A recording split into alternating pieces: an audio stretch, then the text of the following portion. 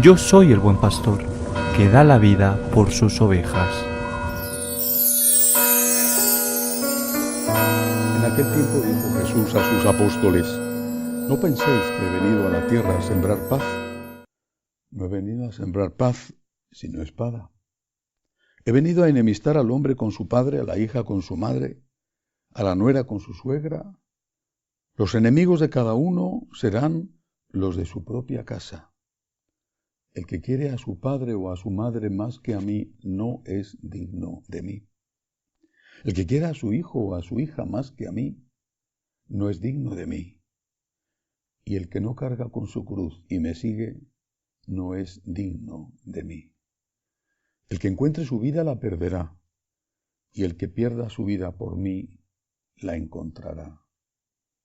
El que os recibe a vosotros me recibe a mí, y el que me recibe a mí recibe al que me ha enviado.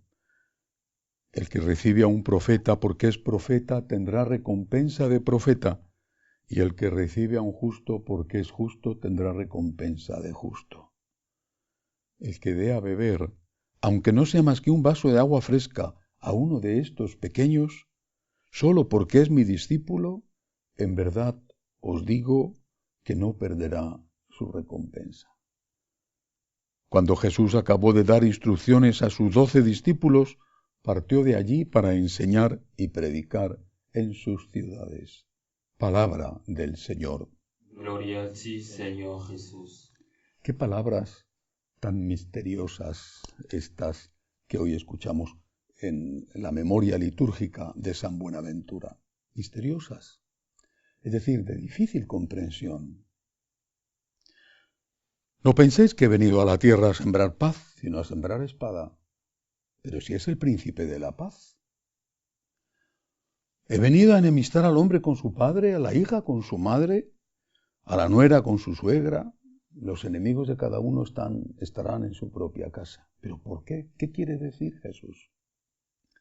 En realidad, el misterio es fácil de desentrañar, de descifrar.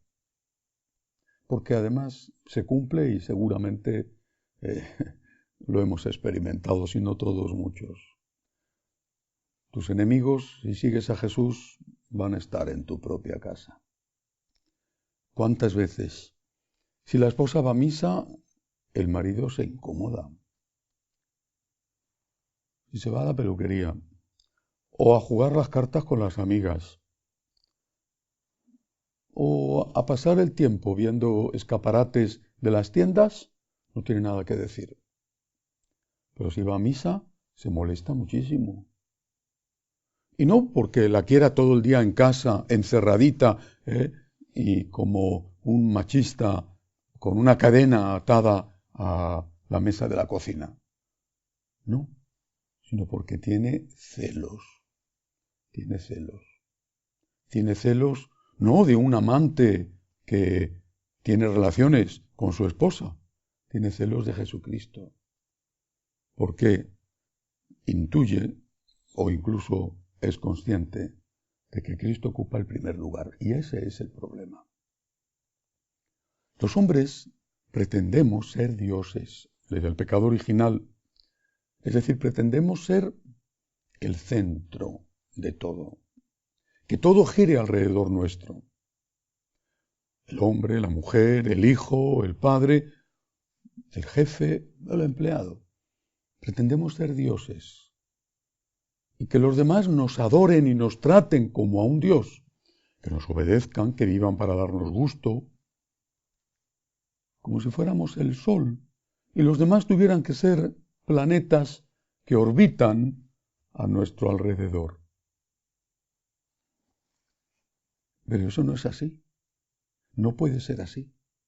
Porque cuando un sol se encuentra con otro sol, le pide al otro que se convierta en un planeta y que a él le adore. Y el otro le está pidiendo lo mismo. Y ahí chocan dos egoísmos y ahí se produce la ruptura. Nosotros solo adoramos a Dios. Solo ante Él inclinamos la rodilla. Solo ante Él.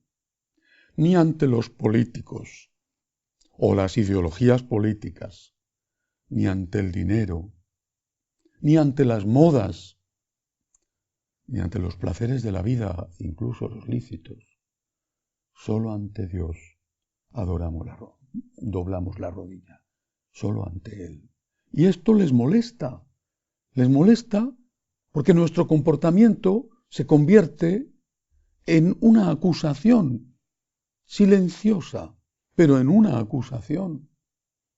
Si tú no te drogas y ellos sí, les incomodas. Si tú no te emborrachas y ellos sí, les incomodas. Si tú no te vas a un prostíbulo y ellos sí, les incomodas. Si no juegas y ellos sí, les incomodas. Si no robas y ellos sí, les incomodas. Ni siquiera hace falta que les reproches su comportamiento.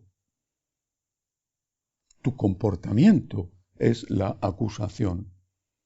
Y se van a poner contra ti y van a hacer todo lo posible para arrastrarte con ellos al mal. Van a hacer todo lo posible para que te conviertas en un planeta que en lugar de girar alrededor del Sol, que es Dios, gire alrededor del Sol que ellos pretenden ser. Así que no hay que extrañarse, ha pasado siempre. Con esto no quiero decir que no tengamos que cumplir nuestras obligaciones familiares, por supuesto que sí. Pero no hasta el punto de olvidarnos y de dejar de lado nuestras obligaciones para con Dios, porque entre otras cosas, aunque no se lo crean esos maridos que se enfrentan con sus mujeres porque ellas van a misa, el hecho de que su mujer va a misa es la mejor garantía de que no se va a ir un día con otro. Tengamos el valor de confesar a Cristo incluso dentro de nuestra propia familia, que a veces es el sitio más difícil. Hay otro mensaje aquí en el Evangelio de hoy. Dice: el que dé a beber, aunque no sea más que un vaso de agua fresca, a uno de estos pequeños, solo porque es mi discípulo, en verdad os digo que no perderá su recompensa. Está hablando el Señor de un tipo particular, especial, de limosna, de caridad. La caridad y la limosna que se dedica a la evangelización. No es la única caridad que la Iglesia hace y que los católicos hacen, pero esta no hay que olvidarla y hoy se está olvidando. La caridad y la limosna para el evangelizador. La caridad y la limosna para mantener el culto. La caridad y la limosna para atender las misiones y los misioneros. Con mucha frecuencia escucho quejas de laicos, especialmente en Latinoamérica, que se lamentan del interés de sus sacerdotes por el dinero. Y en muchos casos tienen razón. Pero ¿en qué condiciones están esos sacerdotes? Porque es muy fácil no tener interés por el dinero cuando, por ejemplo, como pasa en Alemania, tienes un salario por ser sacerdote de 3.000 o 4.000 euros. Entonces puedes decir: yo no tengo interés en el dinero, tengo el dinero asegurado. Me entra por el banco todos los meses. O cuando, como en otros países, con mucho menos dinero como salario, pero hay un sueldo garantizado, aunque sea bajito. Pero hay muchos sitios donde esto no es así. ¿Ayudan los laicos católicos a los sacerdotes? ¿Son conscientes de que son responsables del mantenimiento del culto? He visto con dolor los estragos de las sectas en muchos países americanos, con gran dolor. Países donde he vivido y países que quiero mucho, por ejemplo Guatemala. Y he visto con dolor lo que está pasando allí. Esos gigantescos edificios espectaculares de los líderes de las sectas. Ellos lo primero que hacen es pedir dinero. El diezmo, lo primero, con la llamada teología de la prosperidad. Si me das, Dios te dará más. Y si no me das, Dios te castigará. Cuanto más des, más te dará Dios. Pero al menos les hablan de Dios. Cuando esos católicos se hacen de la secta, no tienen inconveniente en dar el diezmo. Pero mientras eran católicos, iban a la iglesia solo a pedir. Creo que es un problema de formación, pero en el fondo también es un problema, por un lado, de que no hablamos lo suficiente de Dios y por otro lado, de que hay una fe que no ha puesto a Dios en el primer lugar de la vida y que se acerca a Dios solo por el interés y no por agradecimiento. No olvidemos entonces esta enseñanza. Ni un vaso de agua dado a un evangelizador se quedará sin recompensa. Ni una limosna dada para poder pagar la luz de la iglesia o para poder hacer una obra, una reforma, se quedará sin recompensa.